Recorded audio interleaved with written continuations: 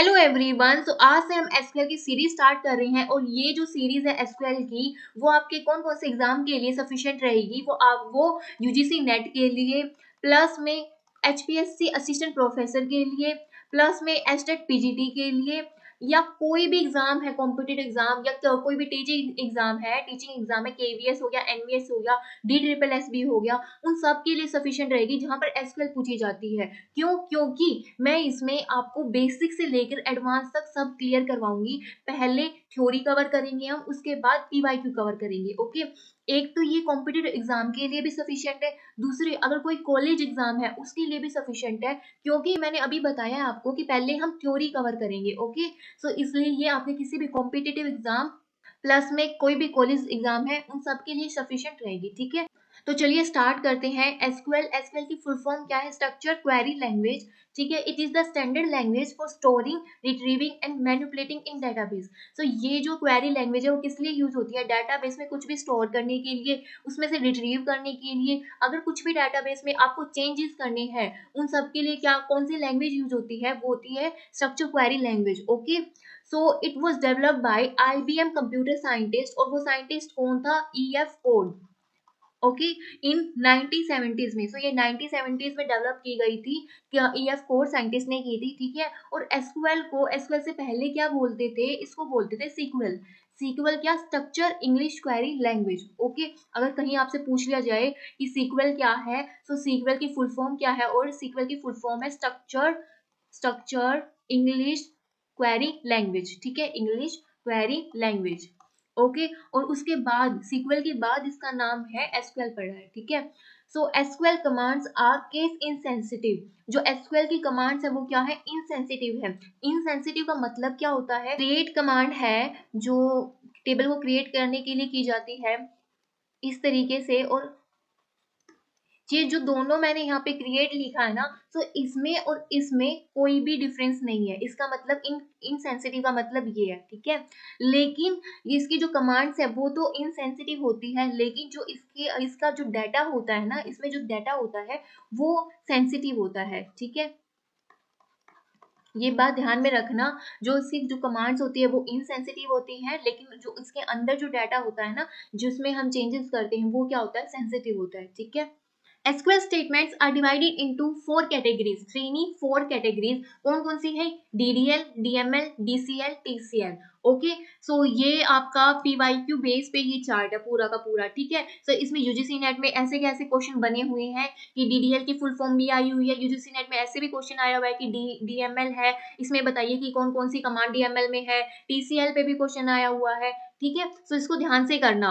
फिर देखो कि सबसे पहले क्या है? डीडीएल है। डीडीएल में क्या है? Data definition language. तो इसमें कौन कौन सी कमांड आती है? Create, alter, drop, truncate. So इसमें देखो सबसे पहले क्या है? Create. So create, alter, drop, ये तीनों के तीनों जो कमांड है ना, वो शायद स्कीमा पे वर्क करती हैं। जैसे कि देखो कि क्रिएट है, क्रिएट से हमने टेबल को क्रिएट कर लिया। ठीक है, जैसे हमने यहाँ पे ले लिया नेम, रोल नंबर, एड्रेस, 3 ले लिया। सो क्रिएट से तो ये टेबल क्रिएट हो जाएगी। ठीक है, ऑल्टर किस लिए यूज होता है? कुछ भी ऐड करने के लिए, यहाँ पे कुछ भी ऐड करने के लिए। ठीक है, ड्रॉप किस लिए यूज होता है? डिलीट करने के लिए, इस पूरे के पूरे टेबल को डिलीट करने के लिए। ये सिर्फ अभी ओवरव्यू दे रही हूँ, आगे अच्छे से समझाऊंगी। ठीक है, फिर टर्नकिट किस लिए यूज होता है? इसमें जो भी डाटा है उसको डिलीट करने के लिए यूज होता है, रोज को डिलीट करने के लिए यूज होता है। ठीक है, फिर आपके दिमाग में ये बात आ रखी होगी कि मैम ने अभी बताया है कि डीडीएल में जो कमांड होती है ना, वो स्कीमा पे वर्क करती है ना, वो पूरे के पूरे स्ट्रक्चर पे वर्क करती है। लेकिन मैम ने तो ये बोल दिया जो टर्नकिट है वो रो को डिलीट कर रही है, तो फिर ये डीडीएल में क्यों है? तो डीडीएल में ये इसलिए है कि जो डीडीएल की जो कमांड्स है ना वो ऑटो कमिटेड है। ठीक है, वो ऑटो कमिटेड है, इसलिए क्या है? ये डीडीएल में है। ठीक है, और जो डीएमएल की जो कमांड है वो नॉन ऑटो कमिटेड है। ठीक है, इसलिए वो किस में है? डीएमएल में। ओके, सो डीएमएल डाटा मैनिपुलेशन लैंग्वेज, जितना भी हम जो भी डाटा में चेंजेस करते हैं, कुछ भी इंसर्ट करना है, डिलीट करना है, सिलेक्ट करना है, अपडेट करना है, वो किस में यूज होता है?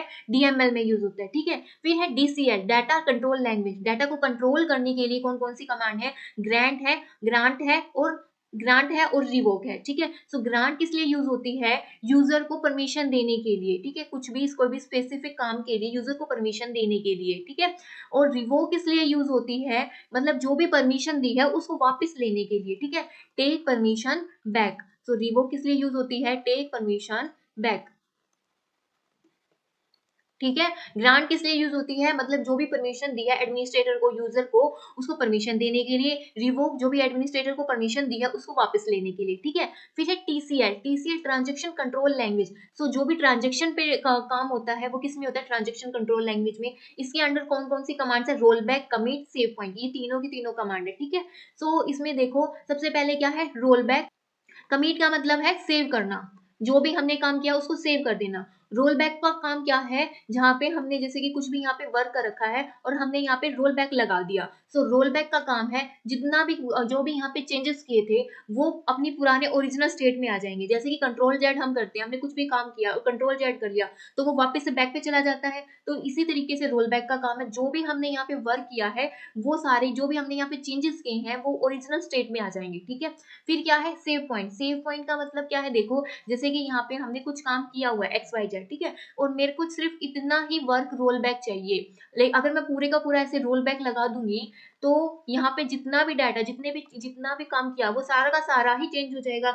लेकिन मेरे को चाहिए कि मैं इतना ही जो डाटा है, एक मिनट, जो इतना ही डाटा है सिर्फ वही रोल बैक हो। सो उसके लिए क्या करेंगे, तो उसके लिए मैं यहाँ पे सेव पॉइंट लगा दूंगी। ओके, सो समझ में आया DDL, DML, DCL, TCL command. तो ये अच्छे से करना। फिर नेक्स्ट देखते, एक एक करके सारी कमांड्स को देखते हैं। सबसे पहले क्या है, क्रिएट डेटाबेस। तो सबसे पहले तो हम डेटाबेस को ही क्रिएट करेंगे, उसके बाद ही टेबल बनाएंगे, टेबल में इंसर्ट करेंगे, है ना। तो उसमें क्या है, सबसे पहले हम क्या देखेंगे, सिंटेक्स देखेंगे। अगर किसी भी कोई भी कमांड करनी है या कोई भी लैंग्वेज करनी है, अगर आपको उसका सिंटेक्स अच्छे से आता है ना तो आप उसकी जो भी प्रोग्रामिंग है वो अच्छे से कर लोगे, ठीक है। तो सिंटेक्स को बहुत अच्छे से ध्यान रखना।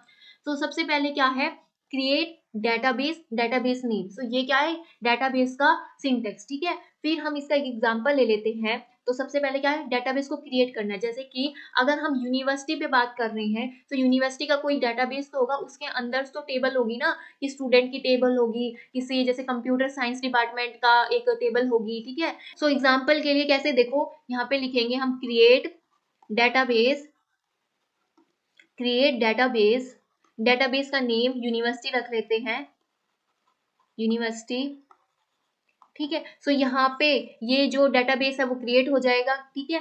फिर है शो डेटाबेसेस। सो शो डेटाबेसेस कमांड किस लिए यूज की जाती है, मतलब जितनी भी डेटाबेसेस क्रिएट हुई है ना, ये क्या करेगा, उसकी लिस्ट उठाकर आपको दे देगा, ठीक है। It will return a list of databases that exist in our system. जितनी भी डेटाबेस क्रिएट हुई है, जैसे कि यहाँ पे यूनिवर्सिटी का डेटाबेस है या कॉलेज का डेटाबेस है या स्कूल का डेटाबेस है, वो सारी की सारी लिस्ट को आपको शो कर देगा, ठीक है। फिर क्या है, यूज डेटाबेस नेम। तो जब हम डेटाबेस को यूज करते हैं तो उसके लिए क्या कमांड यूज हुई है, यूज डेटाबेस नेम। तो यहाँ पे हम क्या कैसे लिखेंगे एग्जाम्पल, जैसे यूज, हमें यूनिवर्सिटी का डेटाबेस यूज करना है तो यूज यूनिवर्सिटी, यूनिवर्सिटी, ठीक है। फिर देखते हैं delete a database in SQL. जो डेटाबेस हमने बनाया है यूनिवर्सिटी का, अगर उसको हमें डिलीट करना है तो उसके लिए कौन सी कमांड यूज होगी, drop database, database name. Example के लिए जैसे कि यहाँ पे लिख दिया ड्रॉप डेटाबेस की क्या, डेटाबेस, डेटाबेस और कौन सा हमने करना है, यूनिवर्सिटी वाला करना है। सो यहाँ पे कौन सा डेटाबेस डिलीट हो जाएगा, यूनिवर्सिटी वाला। और अगर हमने यहाँ पे क्या लगाया, ड्रॉप लगाया, तो ड्रॉप का मतलब कि वो परमानेंटली ही डिलीट हो जाएगा, ठीक है। सो ये चारों सिंटेक्स समझ में आए। सबसे पहले क्या करेंगे, डाटा को क्रिएट किया, डेटाबेस को क्रिएट किया है। फिर शो डेटाबेस से हम देख सकते हैं कि कौन कौन से डेटाबेस यहाँ पे क्रिएट है। यूज डेटाबेस से हम उस डेटाबेस को यूज कर सकते हैं, ड्रॉप डेटाबेस से हम उस डेटाबेस को डिलीट कर सकते हैं, ठीक है। फिर नेक्स्ट आता है constraint in SQL. So SQL में कॉन्स्ट्रेंट कौन कौन से हैं, कॉन्स्ट्रेंट मतलब की कंडीशंस, कंडीशन या यू कैन से रेस्ट्रिक्शंस, ये आपको पता होनी चाहिए। सो सबसे पहले क्या है, प्राइमरी की। सो प्राइमरी की में मैंने आपको पहले भी मैं बता चुकी हूँ, दो बातें हैं, कौन कौन सी है प्राइमरी की, एक तो यूनिक होनी चाहिए और दूसरी क्या है, नोट नल, नल नहीं होनी चाहिए, ठीक है। फिर जैसे कि हम कोई भी एट्रीब्यूट ले रहे हैं, जैसे कि हमने यहाँ पे रोल नंबर ले लिया है और हमने उस पर प्राइमरी की लगा दी है, ठीक है। एट्रीब्यूट पे हमने प्राइमरी की लगा दिया, तो इसका मतलब क्या है, वहां पे हमने जैसे कि कोई भी रोल नंबर ले लिया 101 और फिर से हम 101 को एंटर कर रहे हैं, मतलब सेम डाटा को ही एंटर कर रहे हैं, तो वहां पे एरर आ जाएगा कि जो 101 ऑलरेडी एग्जिस्ट। फिर नेक्स्ट कौन सा है, यूनिक। यूनिक में मतलब कि जो डाटा है वो यूनिक होना चाहिए, और जो यूनिक है उसमें है नल अलाउड है, ठीक है। यही डिफरेंस है प्राइमरी की और यूनिक की का। फिर थर्ड क्या है इसमें, बाकी तो हम जब ये लगाएंगे तब अच्छे से करेंगे, एक बार इनका ओवरव्यू ले लेते हैं यहाँ पे, ठीक है। फिर क्या है, नोट नल। नोट नल का मतलब ये है कि कोई भी एट्रीब्यूट है, कोई भी रो है, वो अगर जहाँ पे भी हम नोट नल लगा देंगे, इसका मतलब ये है कि वहां पे कुछ भी नल नहीं रहना चाहिए, ठीक है। कुछ भी, कोई भी एट्रीब्यूट, कोई भी रो है, वो नल नहीं होगी, ठीक है। फिर क्या है, फोर्थ, चेक। चेक कंडीशन मतलब कि कुछ भी कंडीशंस वगैरह के लिए, कुछ भी कंडीशन चेक करने के लिए हम चेक का यूज करते हैं। जैसे कि मैंने यहाँ पे लिख दिया चेक, कोई एज नाम का एट्रीब्यूट है, उस पर लगा दिया कि एज ग्रेटर देन 18। सो अब क्या करेगा, ये जितनी भी जो एज है वो 18 से ज्यादा ही लेगा, ठीक है। अगर 18 से लेस देन आएगा तो ये उसमें एरर जनरेट कर देगा, ठीक है। सो हमने यहाँ पे कंडीशन लगा दी है, ओके। फिर फिफ्थ क्या है इसमें, डिफॉल्ट। सो डिफॉल्ट जैसे कि नॉर्मल, जैसे कि मैं इसी में एसक्यूएल पे ही बात करती हूँ, जैसे हम ऑर्डर में बात करते हैं ना, ऑर्डर इसमें दो टाइप्स में है, असेंडिंग और डिसेंडिंग, है ना। तो अगर हम उसको कोई भी ऑर्डर स्पेसिफाई ना करें ना कि भाई असेंडिंग लेना है डिसेंडिंग लेना है, तो वो बाय डिफॉल्ट क्या लेता है, असेंडिंग उठाता है, ठीक है। सो इसी डिफॉल्ट भी ऐसे ही है कि वो इस तरीके से अपनी कोई भी डिफॉल्ट वैल्यू को पिक कर लेता है यहाँ पे, ठीक है। फिर सिक्स है फॉरेन की। फॉरेन की और प्राइमरी की को तो अलग से वीडियो बनेगी, लेकिन फिर भी फॉरेन की एक रेफरेंशियल इंटीग्रिटी के लिए यूज होती है, रेफरेंशियल इंटीग्रिटी, ठीक है। फॉरेन की का जो लिंक है वो किसके साथ होता है, प्राइमरी की के साथ, ठीक है। सो ये सारे के सारे एक बार एक ओवरव्यू सा था कॉन्स्ट्रेंट्स का, कंडीशंस का, और बाकी इसको अच्छे से जब हम इसको प्राइमरी की अपनी उसमें क्वेरीज में लगाएंगे तब करेंगे अच्छे से, ठीक है। फिर है क्रिएट टेबल। टेबल को किस तरीके से क्रिएट करना है, सो क्रिएट टेबल, टेबल नेम, जो भी कॉलम है वो, डाटा टाइप। सो डाटा टाइप यहाँ पे आप कुछ भी है, जैसे कि कैर है, ठीक है। एक बार कैर और वैर कैर में देख लो, वैसे मैंने यहाँ पे डाटा टाइप नहीं समझाया है, लेकिन फिर भी यहाँ पे एक बार कैर और वैर कैर में देख लो डिफरेंस क्या है। जैसे कि कैर में यहाँ पे ले लिया 10 और वैर कैर में हमने ले लिया 10। 10 मतलब इतनी की कैरेक्टर की लिमिट है इसमें, ठीक है। सो कैर है फिक्स्ड और वैर कैर है वेरिएबल, मतलब इसमें चेंजेस हो सकते हैं, इसमें कुछ भी चेंजेस नहीं होंगे। अगर हमने यहाँ पे कैर 10 ले लिया तो इसका मतलब ये क्या है, फिक्स्ड है, ठीक है। सो जैसे कि हम यहाँ पे, अब हमने कैर कितना ले लिया 10, जैसे कि मैं यहाँ पे ले रही हूँ, जैसे मैंने कोई नेम ले लिया है और मैंने उसका डाटा टाइप ले लिया कैर 10, ठीक है। सो और यहाँ पे मैंने सिर्फ उसमें वैल्यू क्या डाल दी है, उसमें मैंने सिर्फ वैल्यू डाल दी है राज, ठीक। तो ये कितने स्पेस को फिल करेगा, ओनली 3 को, बाकी एम्प्टी कितना रह जाएगा, 7, है ना। तो ये क्या है, वेस्टेज ऑफ मेमोरी है। लेकिन वेर कैर क्या करेगा, हमने इसको 10 दिया है, तो 10 का मतलब क्या है, इसकी मैक्सिमम वैल्यू 10 हो सकती है, अगर 10 से ज्यादा तो एरर जनरेट करता है, ठीक है। तो हमने यहाँ पे क्या डाल दिया, राज। तो यहाँ पे कितने कितने स्पेस को ऑक्यूपाई करेगा, ओनली 3 को। सो ये इसका कैर और वेर कैर का मेन डिफरेंस है, ठीक है। तो देखो दोबारा से कि सबसे पहले क्या है, क्रिएट टेबल, टेबल का name, column 1 data type, column 2 data type. जो भी हम एट्रीब्यूट को क्रिएट करेंगे उसके साथ हम उसका डाटा टाइप भी मेंशन करेंगे, ठीक है। यहाँ पे देखिए वैसे कि यहाँ पे किस तरीके से ये होगा, जैसे कि एक्स वाई जेड हम कुछ भी रख लेते हैं, टेबल का नेम कॉलम 1, ठीक है, कॉलम 2 इस तरीके से यहाँ पर क्या हो जाएगी, कोई टेबल क्रिएट हो जाएगी, ठीक है। यहाँ पे देखते हैं, अब यहाँ पे अच्छे से समझ में आएगा। क्रिएट टेबल स्टूडेंट, सो क्रिएट टेबल, टेबल नेम क्या है, स्टूडेंट, ठीक है। फिर क्या है, रोल नंबर, वेर कैर क्या, डाटा टाइप, ठीक है। कितने की लिमिट ली हमने इसमें, 20 की। फिर क्या है, name, varchar 10, DOB date, so DOB के लिए डेट ऑफ बर्थ के लिए हमने कौन सा डाटा टाइप यूज किया है, डेट का। फोन के लिए कौन सा डाटा टाइप यूज किया है, नंबर, और यहाँ पे इसकी लेंथ, ठीक है।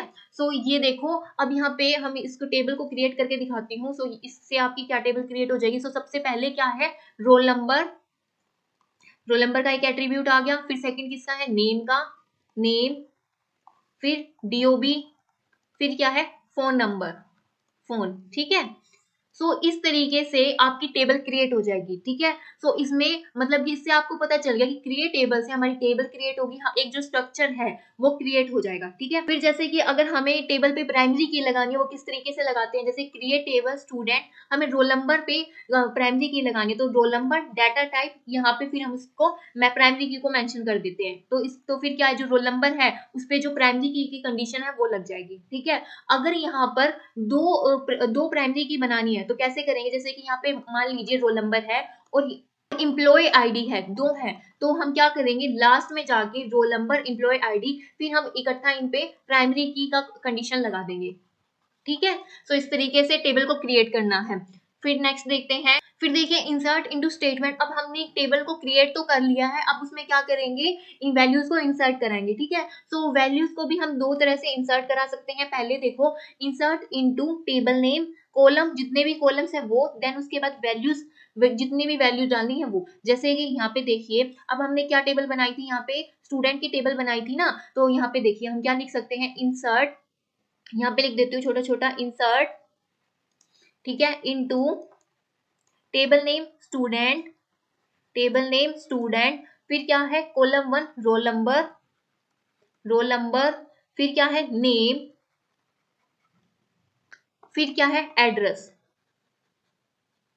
सो ये तीन चीजें मैंने यहाँ पे ली है। फिर देखो वैल्यूज, तो रोल नंबर में मैंने यहाँ पे डाल दिया 101 रोल नंबर, नेम में मैंने यहाँ पे एबीसी डाल दिया और एड्रेस में मैंने यहाँ पे XYZ डाल दिया, ठीक है। सो इस तरीके से अब यहाँ पे देखिए ये एक टेबल थी रोल नंबर नेम एड्रेस, ठीक है। सो अब यहाँ पर जो है रो क्रिएट हो जाएगी एक इससे, ठीक है।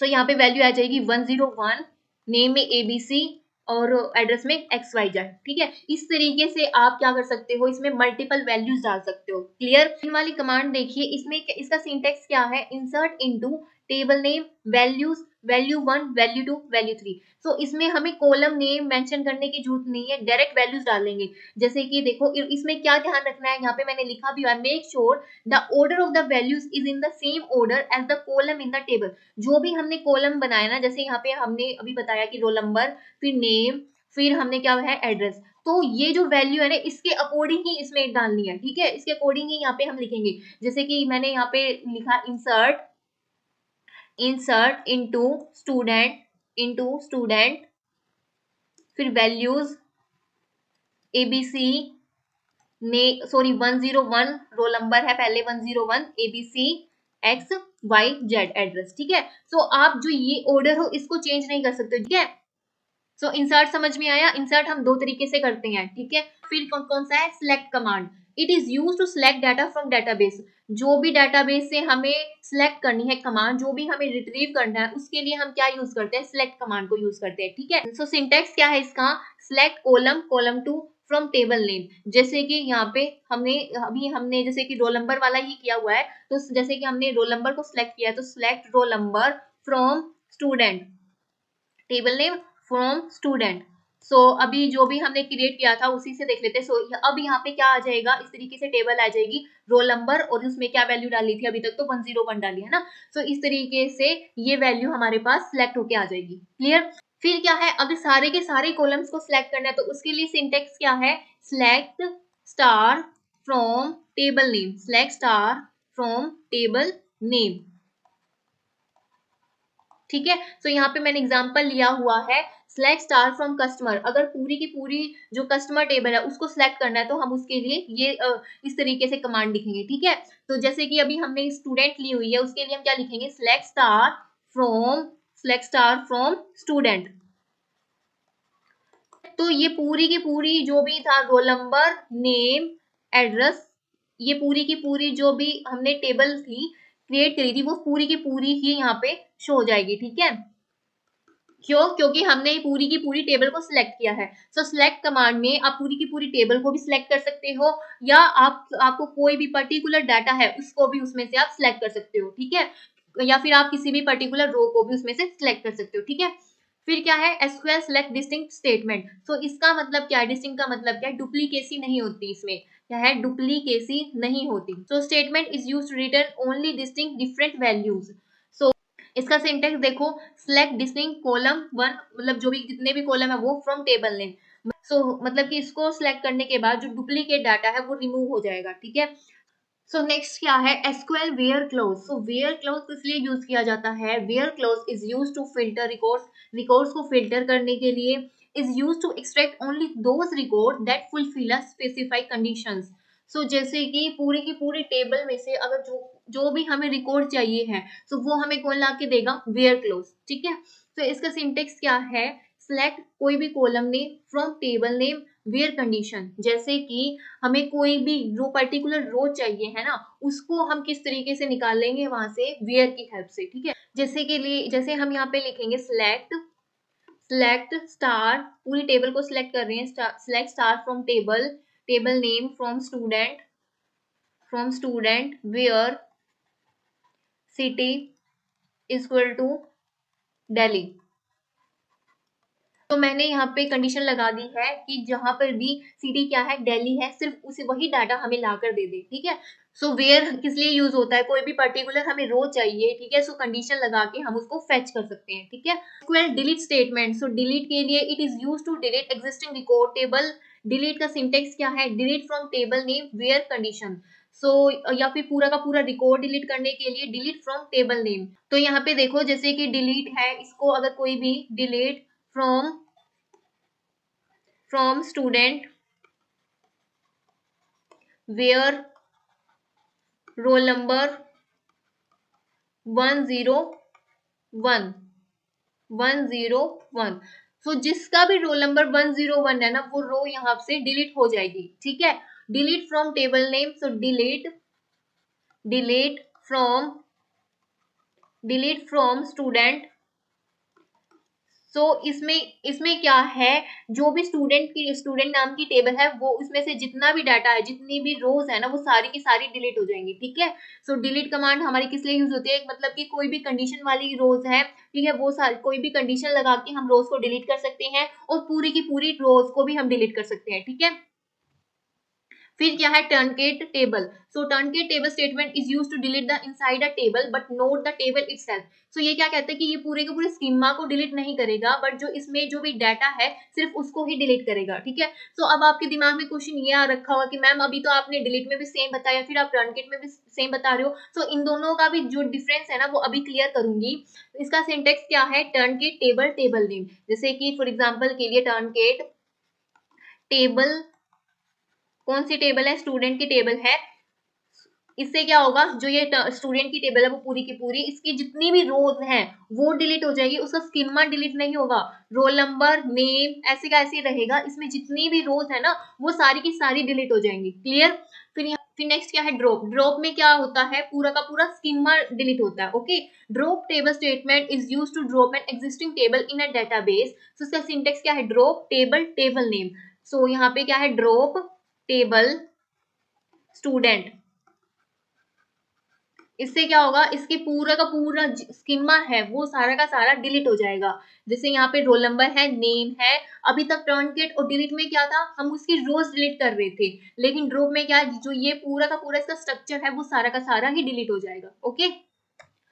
फिर नेक्स्ट जो मेन डिफरेंस है, जो कि पीवाईक्यू भी है, यूजीसी नेट में भी पूछा गया है, डिलीट और टर्नकेट में डिफरेंस बताइए, डिलीट और ड्रॉप में भी डिफरेंस बताइए। तो ये ना आपका जो ये जो डिफरेंस है ना, वो हर एक इंटरव्यू में भी पूछा जाता है, वो कॉम्पिटेटिव एग्जाम में भी आता है, ठीक है। देखिए इसमें क्या है, डिलीट टर्नकेट ड्रॉप में, ड्रॉप का मैंने अभी बताया, ड्रॉप में सीधा सीधा है कि इसमें इसका स्कीमा ही डिलीट हो जाता है, पूरा का पूरा जो स्ट्रक्चर है वो ही डिलीट हो जाता है इसमें, ठीक है। टर्नकेट और डिलीट में मेन कंफ्यूजन आती है बच्चों की, डिलीट और टर्नकेट में। तो डिलीट में क्या होता है, जो इसकी जो रोज है हम उसको डिलीट कर सकते हैं, टर्नकेट में भी रोज को डिलीट कर सकते हैं। तो डिफरेंस क्या है, डिफरेंस ये है कि टर्नकेट में जितनी भी रोज है ना, एक ही बार में सारी की सारी रोज डिलीट हो जाएंगी, ठीक है। डिलीट में क्या होता है, इसमें कोई भी कंडीशन लगा के हम किसी भी पर्टिकुलर रो को डिलीट कर सकते हैं, ठीक है। हम एक एक रोज को भी इसमें डिलीट कर सकते हैं, लेकिन टर्नकेट में सारी की सारी रोज एक बार में डिलीट हो जाएंगी, ठीक है। एक तो ये डिफरेंस है। दूसरा डिफरेंस क्या है, डिलीट में लोग होता है जो क्या करता है, इसकी जो रिकवरी होती है ना, उसको मेंटेन करके रख सकता है। अगर हमने कोई भी डाटा को डिलीट कर दिया है और वो डाटा हमें दोबारा चाहिए है, तो उसको हम इजी से जाके रिकवर कर सकते हैं, ठीक है। लेकिन टर्नकेट में कोई भी लॉग नहीं होता है, ठीक है, सो इसमें हम डाटा को रिकवर नहीं कर सकते हैं। ये इसका मेन डिफरेंस है, ओके। ओके, डिलीट टर्न के ड्रॉप का जो मेन डिफरेंस है वो समझ में आया। फिर नेक्स्ट पे चलते हैं। Alter table is use to add, delete और modify column in existing table. मतलब कि पूरे उसमें जैसे कि ये पूरा स्ट्रक्चर है, हम ऑल्टर में क्या करते हैं, स्कीमा में चेंजेस करते हैं। यहाँ पे हमें कोई भी कॉलम ऐड करना है वो हम किससे करेंगे, ऑल्टर से करेंगे। कोई डाटा टाइप चेंज करना है वो किससे करेंगे, ऑल्टर से करेंगे। ठीक है। सो और क्या क्या होता है, पूरे के पूरा जो भी कॉलम है उसको डिलीट करना है वो किससे करेंगे, हम ऑल्टर से करते हैं। ठीक है। सो इसका जो सिंटेक्स है वो क्या है, alter table, table name, add column name data type. जैसे कि यहाँ पे ऑल्टर, हमारे पास ये पहले से टेबल है, जैसे रोल नंबर, नेम, एड्रेस की। अब हमें इसमें फोन नंबर भी चाहिए, तो हम कैसे करेंगे, ऑल्टर टेबल, टेबल का नेम, टेबल नेम क्या हो गया, जैसे स्टूडेंट, और हमें ऐड करना है कॉलम, कौन सा, फोन का। ठीक है। और उसका क्या हो जाएगा, यहाँ पे फोन का कॉलम हो गया, और क्या होगा, डाटा टाइप नंबर, जैसे, और इसकी लिमिट दे दी हमने 10 की। तो इस तरीके से हमें अगर यहाँ पे कोई भी कॉलम को, कोई भी एट्रीब्यूट को ऐड करना है तो इस तरीके से हम उसको ऐड कर सकते हैं। ठीक है। फिर क्या है, कोई भी कॉलम को ड्रॉप करना है, डिलीट करना है, उसको भी हम ऑल्टर से डिलीट कर सकते हैं। जैसे alter table, table name, drop column name. अब हमें देखो, जैसे कि अब मैं यहाँ पे ले रही हूँ alter table student, student drop, जैसे हमें यहाँ पे नेम को डिलीट करना है, ड्रॉप। ठीक है। सो यहाँ पे जाएंगे, जो भी यहाँ पे नेम से कॉलम है वो पूरा का पूरा क्या हो जाएगा, डिलीट हो जाएगा। ठीक है। सो ऑल्टर का मतलब अगर कुछ भी ऐड करना है, कुछ भी डिलीट करना है, या कुछ भी मॉडिफाई करना है, वो सब हम किससे कर सकते हैं, ऑल्टर से कर सकते हैं। ओके। क्या है ऑल्टर टेबल रीनेम कॉलम, मतलब कि कुछ भी कॉलम को रीनेम करना है वो भी हम इससे कर सकते हैं। जैसे कि alter table, table name, rename column old name to new name. जैसे यहाँ पे हमें देखो, ये एग्जाम्पल के लिए ऑल्टर टेबल, टेबल का नेम क्या है, स्टूडेंट है। ओके। फिर हमें क्या करना है, रीनेम, जैसे हमने रोल नंबर को, जैसे हमने रोल नंबर को किससे चेंज करना है, आधार कार्ड से, आधार कार्ड से। तो ये तो फिर क्या आ जाएगा, उसमें जहां पे भी रोल नंबर है इसकी जगह क्या आ जाएगा, आधार कार्ड। ठीक है। ठीक है। तो इस तरीके से अगर हमें कोई भी कॉलम दिया हुआ है उसका नेम भी चेंज करना है वो हम किसकी हेल्प से कर सकते हैं, ऑल्टर की हेल्प से कर सकते हैं। ओके। फिर देखो मॉडिफाइड डाटा टाइप, अगर कोई भी डाटा टाइप को मॉडिफाई करना है वो भी हम किसकी हेल्प से करेंगे, ऑल्टर की हेल्प से। Alter table, table name, modified column name, data type. मतलब कि जो भी हमें यहाँ पे डाटा टाइप को चेंज करना है ना, वो डाटा टाइप हम यहाँ पे मेंशन कर देंगे। क्लियर। तो आपको सिर्फ इतनी बात समझ में आई, ऑल्टर किस लिए यूज होता है, कुछ भी अगर आपको स्कीमा में ऐड करना है, एट्रीब्यूट ऐड करना है, कॉलम ऐड करना है, तो हम किसका यूज करते हैं, ऑल्टर का यूज करते हैं। ठीक है। अगर कोई भी एट्रीब्यूट ऐड करना है, ड्रॉप करना है, डिलीट करना है, तो किसका यूज करते हैं, ऑल्टर का यूज करते हैं। अगर डाटा टाइप को चेंज करना है तो किसका यूज करते हैं, ऑल्टर का यूज करते हैं। अगर कॉलम का रीनेम करना है तो किसका यूज करते हैं, ऑल्टर का यूज करते हैं। क्लियर।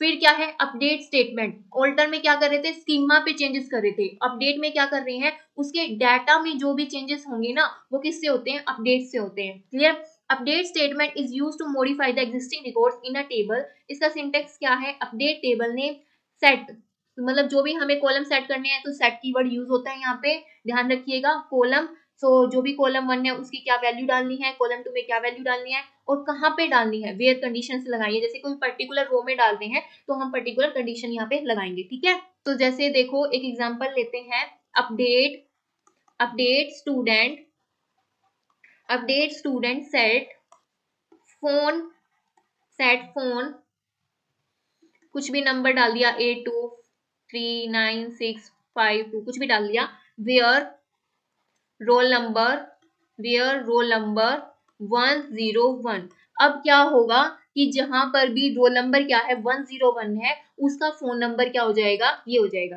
ठीक है। तो हमने क्या कर दिया, वहां पे वैल्यू को अपडेट कर दिया है। ठीक है। वैल्यू को ऐड कर दिया है। इसी तरीके से अगर आपको कुछ भी चेंज करना है वो आप अपडेट की कमांड से कर सकते हो। ओके।